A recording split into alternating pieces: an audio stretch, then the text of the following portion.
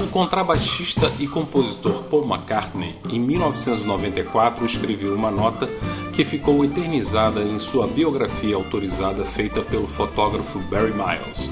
Nessa, ele dizia: "Eu sinto que os anos 60 estão prestes a acontecer. Parece um período no futuro para mim." Podemos dizer que o futuro da indústria fonográfica e dos gêneros que conhecemos hoje como música popular brasileira está nos anos de 1940, mais precisamente em 43, no programa 1 Milhão de Melodias, que acontecia no Rio de Janeiro, nos estúdios da Rádio Nacional, sob a direção do radialista mineiro José Mauro e arranjos do maestro Radamés Inátali. Radamés foi para lá em 1936, vindo da concorrente Marink Veiga, numa estratégia da Nacional passar a ser a número 1 em audiência. Deu certo, o programa ficou 13 anos no ar. Contava com os lendários Luciano Perrone à bateria, Pedro Vidal Ramos ao contrabaixo, Aníbal Augusto Sardinha, o garoto, ao violão e também nesse instrumento Bola 7 e mais tarde Zé Menezes. Na percussão, João da Baiana e Heitor dos Prazeres e o próprio Radamés ao piano. Mas para tentar explicar o fenômeno Radamés e sua inovadora maneira de escrever para grupos regionais, temos que entender sua trajetória. Gaúcho, nascido em 1906 em Porto Alegre, filho dos imigrantes italianos Adélia Fossati Inátali, professora de piano, e Alessandro Inátali, contrabaixista, fagotista e maestro, teve a sorte de vir a ser estudante de um dos fundadores da maioria das escolas de música no sudeste e sul do Brasil, o maestro Guilherme Halfet Fontainha. Fontainha, entre 1904 e 1914, estudou em Berlim e Paris, onde foi discípulo de um dos últimos alunos de Franz Liszt, o pianista Konrad Ahlsorg, e depois foi pupilo de Mikhail von Zadora, discípulo de Busoni. Fontainha trouxe Radamés pela primeira vez ao Rio em 1923 e depois novamente no fim da década de 20. Desta vez para ficar e tentar um concurso para professor no antigo Instituto Nacional de Música, hoje Escola de Música da UFRJ. Veio então a Revolução de 30. A Revolução de 30 foi meio o marco divisório da carreira do Radamés, que ele esperava poder ingressar como professor do Instituto Nacional de Música através de concurso, e que a Revolução de 30 adiou o concurso para o qual ele estava se preparando, e ele, por uma questão de necessidade, acabou indo para a prática, né, da pianística, por exemplo, nos cinemas mudos, em cafés e na rádio, né, na Rádio Marink Veiga, depois na Rádio Nacional, onde ele construiu a carreira dele, se transformou no músico extraordinário que foi, fundamental. Radamés era maestro da Rádio Nacional, né? Eu trabalhei com ele na Rádio Nacional. Lá tinha orquestra. Tinha orquestra, um regional orquestra, né? 5 saxofones, tinha regional, na Rádio Nacional tinha tudo. A informação que a gente tinha era a rádio, né? Mais, né? A televisão começou depois, não tinha nada de música. Tinha a orquestra da Rádio Nacional, aí tinha o Chiquinho do acordeon. Pô, a maior cultura da época que a gente tinha era essa, né? De aprender alguma coisa. Radamés, curso, né? Que era o quinteto do Radamés, que era a base das coisas. Então, há uma fronteira, vamos dizer, tanto que o grande desenvolvimento da rádio, a grande popularização da rádio vai acontecer não na época que o cara pegava um bambu, esticava um fio, sei lá o quê, pegava tal de rádio galena, sei lá o quê, para ouvir rádio com uma chiadeira infernal. mas vai acontecer a partir do momento em que a rádio se eletrifica e que o disco se eletrifica ao mesmo tempo. A partir de 1935, 36, o Radamés, que era pianista na Victor, começa também a escrever os seus arranjos. E o Radamés, assim como o Pixinguinha, né, teve a Carmen ali para fazer sucesso com o Taí e espalhar o nome dele como arranjador, o Radamés teve o Orlando Silva, né, cantor das multidões, que aí é negócio. E o Radamés se transforma, então, com uma característica muito diferente do Pixinguinha como orquestrador, né, usando cordas. Quando a gente fala cordas, muitas vezes, aquelas gravações dos anos 80, é um cello e 2 violinos. É uma coisa muito... os estúdios eram pequenos, as condições técnicas eram pequenas, mas ele fazia aquilo com muito... Por exemplo, o Lábios que eu beijei, né, que tem primeiro solo de violoncelo na música popular no Brasil, o Lábios que eu beijei, cantado pelo Orlando Silva com o Iberê Gomes Grosso, solando violoncelo. Então aquilo é coisas marcantes que vão fazendo o Radamés se destacar do Pixinguinha e eles distribuírem o repertório na gravadora, o Radamés cuidando da parte mais romântica e o Pixinguinha cuidando da parte mais carnavalesca, das marchinhas. Eu ouvi uma vez o Humberto Franceschi, não sei se você conheceu, era um tremendo colecionador e era um cara até muito mais radical que o Tinhorão em matéria de fidelidade às origens. Viu? Mas o Francesco uma vez mostrou uns arranjos do Radamés, que era uma coisa, imitação barata, assim, de coisa de americana, né? Mas é aquele negócio, o Radamés tinha que fabricar instrumentação uma atrás da outra, né? Então, de vez em quando, ele tinha tempo, assim, mais tempo e mais interesse pela música, né? Para fazer uma coisa melhor. E de vez em quando tinha que fazer qualquer coisa que vinha aí. As frases dos 7 cordas, os 7 cordas você tem assim, é o baixo contínuo do choro, do samba, né? Quer dizer, é tocado de uma maneira livre, improvisada. Claro que tem um espaço delimitado, tem uma linguagem delimitada, tem uma fraseologia delimitada, mas dentro de muito espaço, né? Pouquíssima gente escrevia frases para os 7 cordas, no máximo obrigações, se chama mais no vocabulário de guitarra, um riff, né? Mas fora isso, assim, era muito raro alguém escrever um arranjo com frases de ponta a ponta para o violão de 7. Inclusive o músico, quando via uma partitura pela frente, queria esbofetear o arranjador. Agora, nesse contexto da camerata, com arranjos que valorizavam nuances e cada instrumento solava, o cavaquinho era capaz de solar determinados trechos e também fazer contracantos, não apenas centro, não apenas acompanhamento, os violões idem ali naquela formação. Então, o Radamés começou a escrever frases que também não tinham muito a cara do 7 cordas tradicional. Já tinham outros elementos, assim, harmonizações que não eram comuns ao choro tradicional. Então, algumas frases até com sentido claramente pianístico, né? Claro, não foi à toa, o Radamés sabia plenamente o que estava fazendo.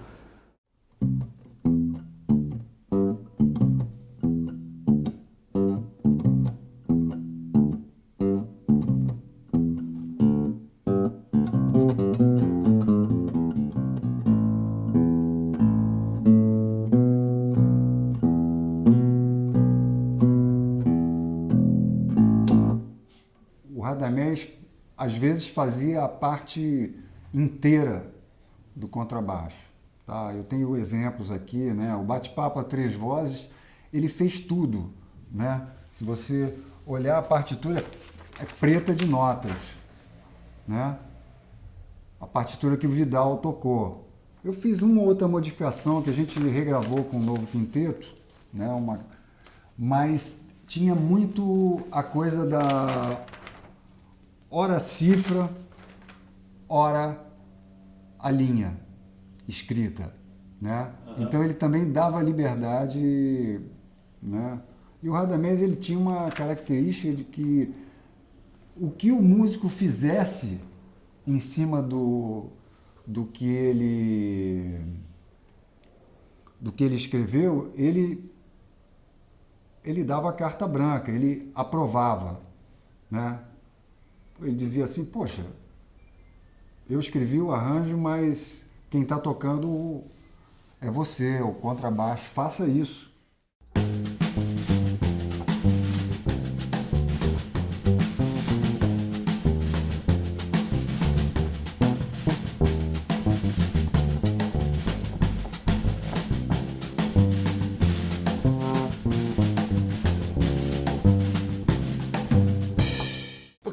Por exemplo, não tinha cifra. Quando eu comecei a gravar, não tinha cifra, era nota. O piano tocava aqueles cachos de nota, o violão também, não tinha cifra. Aí com esse advento da bossa nova, não sei o que, aí vem o negócio de cifra, o cara botava 13ª, 20ª não sei o que, uma coisa mais moderna. Mas a diferença está aí para mim, porque o ritmo é o samba. Não, o Radamés já escrevia cifra mesmo, normal. O Zé Menezes tinha ele me contou uma coisa, que em 1946, quando ele chega no Rio de Janeiro, 45, sei lá, ele ouviu dizer que tinha um cara que ensinava cifra, que ensinava negócio de cifra para o cara escrever e ler cifra, que era uma novidade que estava chegando. E era um cara que na verdade, ele não era músico, ele era um cara que escrevia música para a editora. E por algum motivo, ou ele tinha passado um tempo nos Estados Unidos, ele tinha aprendido aquilo lá e assim. Pois é, a importância do garoto, quer dizer, ele nasceu em 1915 e morreu em 55. Você tem a vida muito curta, com 25 anos ele já era músico profissional, músico feito, né, praticamente. Então, teve uma trajetória relâmpago. Já era em São Paulo, né, nasceu em São Paulo, já era famoso no meio dele, quer dizer, já era conhecido. Daí o apelido Garoto, porque muito cedo ele já se destacava. E, bom, então a convite da Carmen Miranda, né, quer dizer, esse foi quando ele vindo para o Rio, né, nas rodas musicais e tal, ele ficou logo conhecido. Ele tocava não só o violão, mas outros instrumentos, como o banjo. Inicialmente era o garoto do banjo, né, porque ele tocava banjo, que é o banjo tenor, né, com 4 cordas. Mas o violão ele já tinha uma desenvoltura muito grande no violão, tinha umas harmonias arrojadas, né? Já tinha essa, por natureza mesmo, né? E a Carmen Miranda chamou ele para o Bando da Lua. Então em 39, né, ele já estava nos Estados Unidos. Em 40 ele teve esse contato com o Radamés. Parece que em 46 ele já estava na Marinque Veiga, por essa época mais ou menos. E a importância dele na parte harmônica, a meu ver, quer dizer, ele teve um contato in loco, né, com a cultura jazzística, né?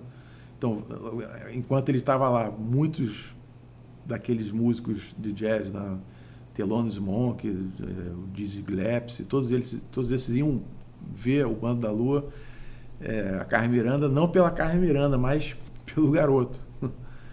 Então, obviamente que ele teve lá um contato direto com essa parte harmônica do jazz e, naturalmente, ele trouxe isso de alguma forma, ele trouxe também na sua bagagem musical essa, se a gente pode chamar de influência, aqui para o Brasil. Bom, eu me lembro da primeira coisa assim, foi o Carlinhos Lira. Eu estava 18 anos, então, eu estava com 1 ano de violão e entrei para o colégio para estudar de noite por causa do exército. Eu tinha entrado no exército, então eu tinha que estudar de noite. E primeiro dia já falaram assim, tem um cara aqui que toca violão, é compositor, tem até uma música gravada, imagina. Que era o Carlinhos Lira que tinha gravado uma música com Silvinha Telles, a música dele. E aí me levaram a ele e falou, pô, que legal, você toca? Pô, então vamos lá para casa. Então já matamos o primeiro dia de aula, né? O primeiro dia já matamos. Eu matei o ano inteiro, né? Final do ano parei, que eu falei assim, não dá para estudar, né? Mas o Carlinhos já escrevia, deixa eu escrever aqui, escrevia uma cifra meio dele, assim, sabe? Ele sabia uma coisinha, aprendeu, não sei se com o garoto, né?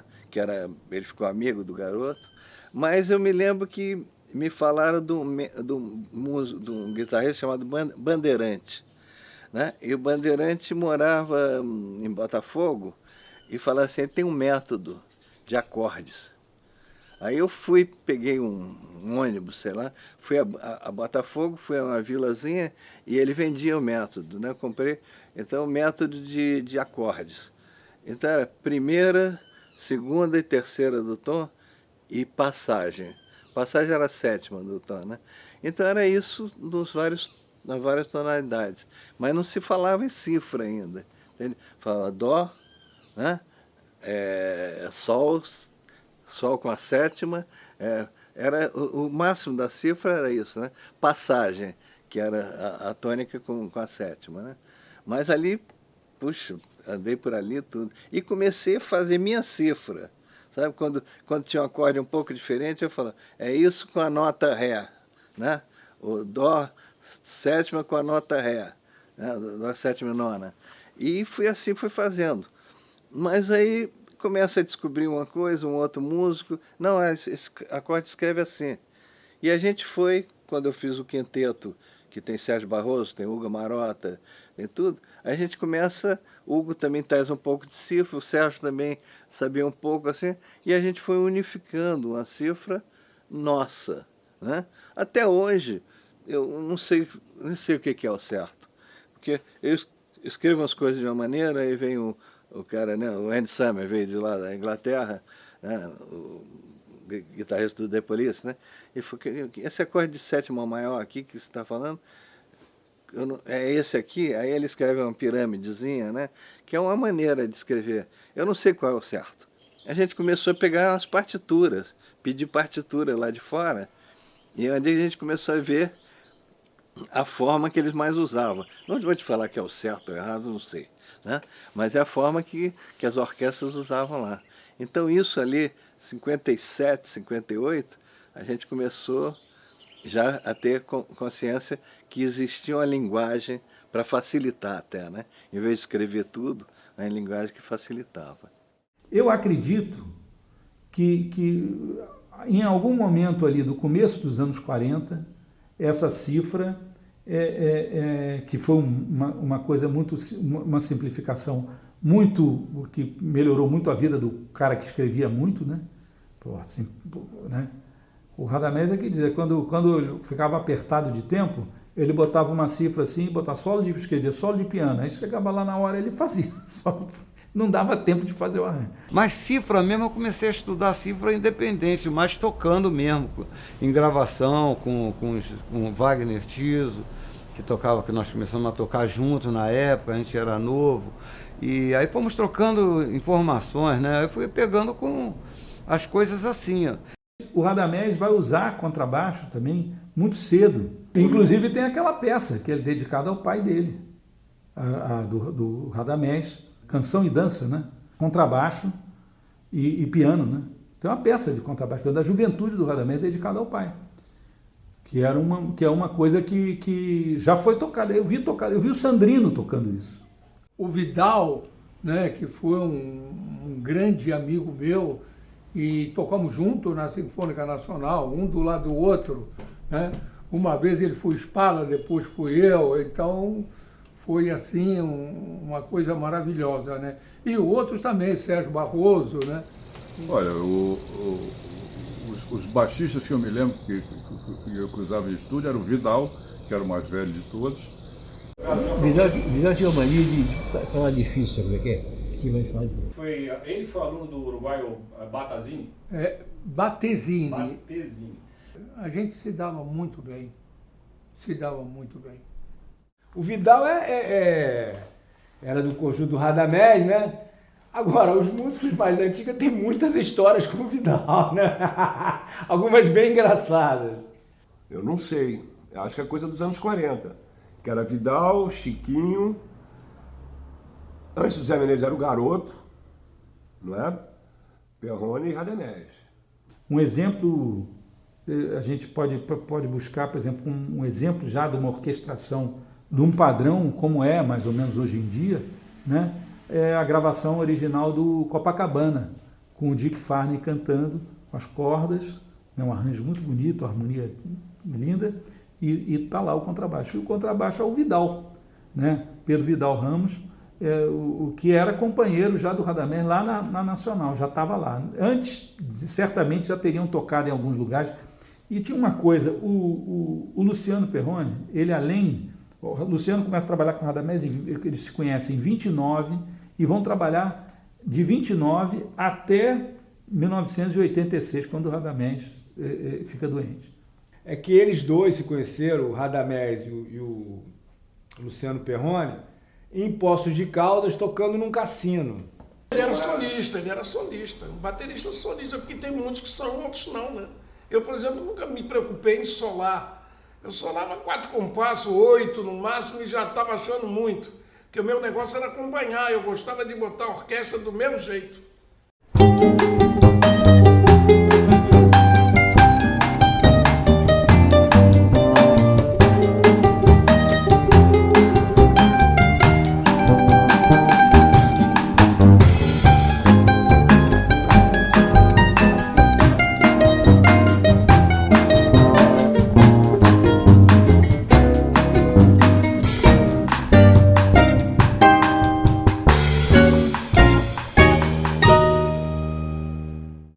Acho que eu tive que me adaptar não só a esse samba, mas a maneira de tocar dentro do grupo do Radamés, que tinha a maneira de tocar do Perrone, que ele fazia as melodias nos tambores, né? Eu conheci o Radamés através do Sérgio Saraceni, que era um músico, compositor da Globo e tudo mais. E eles eram amigos, o Luíta, o DJ Luíta e tudo mais. E a gente começou, eu fiquei amigo do Radamés, mas não de tocar, de nada, é de ir em bar para tomar chopp, entendeu? E o Radamés estava remontando aquele grupo, o quinteto dele. Um dia eu tocava no People nessa época, à noite, numa boate que chamava-se People. Um dia eu estou tocando lá à noite, entra o Radamés e o Sérgio. E o Radamés ficou lá me ouvindo eu tocar e tudo mais. Bom, no dia seguinte eu fui encontrar com eles para tomar um chopp. Eu encontrei com ele, ele falou: "Ô Zeca, você não quer tocar no meu conjunto? Que nós estamos remontando o quinteto e tudo mais, eu gostaria que você tocasse comigo." E eu falei para o Radamés, eu não vou tocar com você porque eu não sei tocar sua música. Você toca um choro que eu nunca toquei, na verdade, essa música. Eu acho difícil para mim. Ele falou: "Não, então você vai tocar porque não sei o quê." Eu falei, mas para mim é muito difícil. Ele falou: "Então você vai aprender."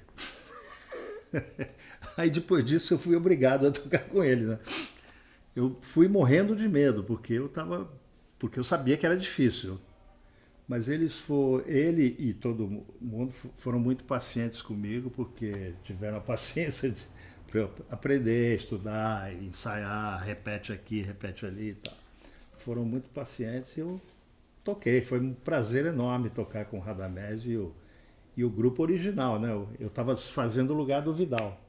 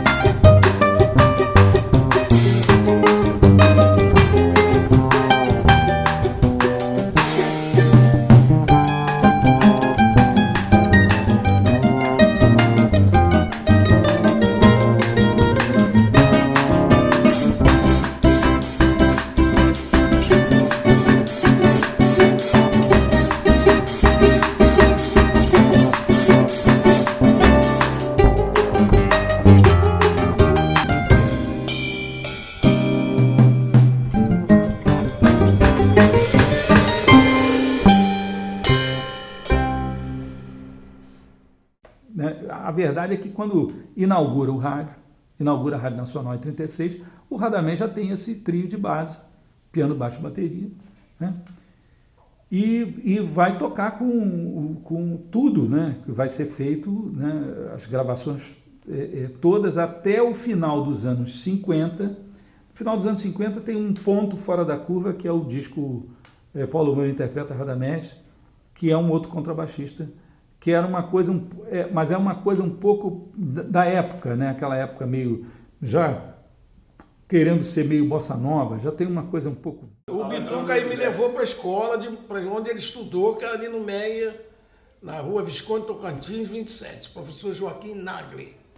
Aí eu comecei a me interessar por estudar, fui estudar na escola do professor Joaquim Nagli, no Meia.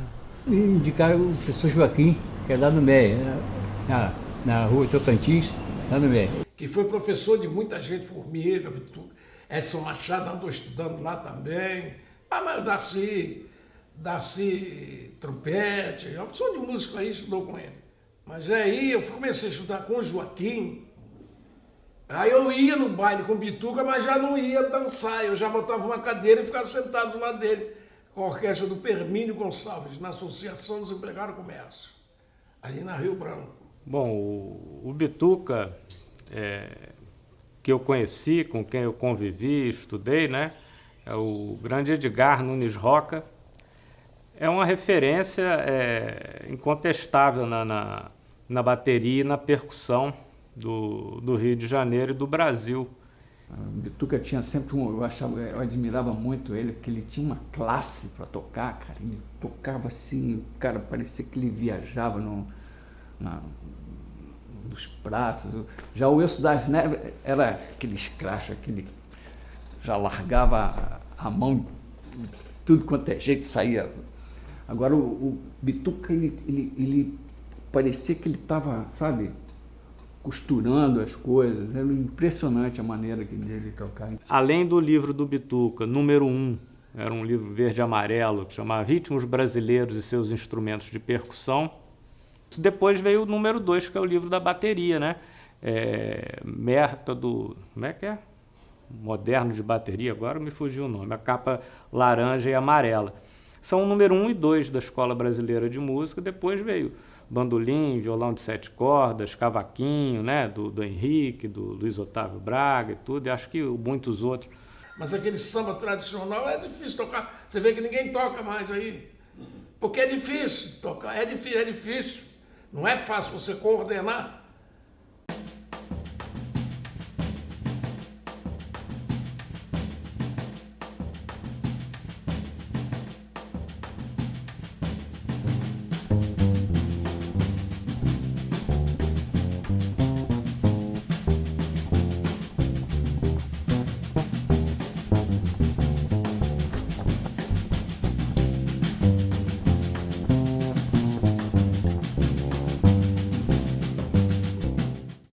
Dofredo tocava assim, Jadir de Castro tocava assim, Coroa, são os bateristas que eu me lembro.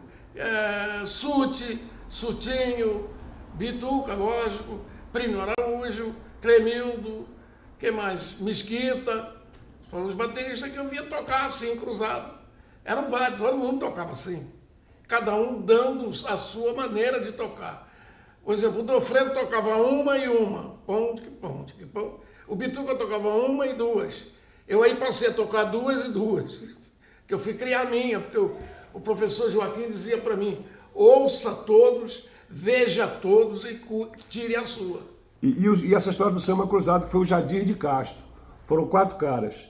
Seu Jadir de Castro, e o Dofredo Correia, Edgar Nunes Roca, o Bituca e o Wilson das Neves. O seu Jadir, ele antes de falecer, eu conversei com ele, ele me contou a história. Foi na rádio, esqueci o nome da rádio. O Eliseu, o percussionista, faltou, ficou aquele buraco, e ele tinha que se virar sozinho, então ele ocorreu a ele fazer isso. Fazer uma coisa mais constante aqui na caixa, e ele fazia o surdo aqui, por isso que chama cruzado, porque cruzava assim. Eu sou gordo, eu não consigo. Mas aí tocava aqui no surdo, como, né, um toque preso, um toque solto, como se fosse um surdo mesmo. Depois o Dofredo Correia, que andava muito perto do Jadir, começou a fazer num tom-tom. Ele fazia um num tom-tom e o 2 aqui. Então, tim, tom, tim. Aqui ficava tec, tec, tec, tec, tec, tec, tec. E o bumbo já era aquele bumbo a 2. Depois veio o Bituca, que fez uma, que é o que eu mais gosto, que ele fazia pic, que pom, pepem, pem, que pom, pepem, e o Darnelles veio fazendo pens, pompons, pempens, pompons, pempem. Então tem 4 versões desse negócio de samba cruzado, entendeu? Do que ele me disse, que eu tive a oportunidade de ouvir de outras pessoas, realmente o Will Dofredo seria o camarada que começou a botar as duas tum-tum, tum-tum, tum-tum, tum-tum, no pedal, né? Talvez a hora que precisou economizar um surdo, né? Enfim, a origem da bateria é um pouco por aí, se você for lá no... Porque parece que atribuem ao Dofredo, né? Essa coisa. Não sei quando o Will Dofredo fez, mas eu tenho gravação de 1947, que o Sutinho, numa música na Rádio Nacional, a música era Concerto para Bateria, do Pixinguinha. O Sutinho começa a fazer um solo e lá está...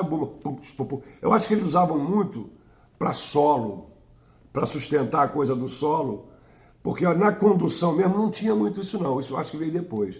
Agora é uma figura muito interessante. Dá até para fazer uma tese sobre essa figura de ritmo, cochê apontado assim no cochê. Porque isso é uma coisa, se você for nos baixos do piano do Nazaré, tá lá, pum, pum, pum, pum, pum, pum, tim, pum, pum, pum, tim, pum, pum, pum, pum, já tá lá, né? Se você vê a maneira de tocar o surdo, que você faz, pum, ela aqui, ó, entendeu? Agora, na verdade, o Perrone, por exemplo, que aqui eu vi muito tocar, ele pouco usava o bumbo.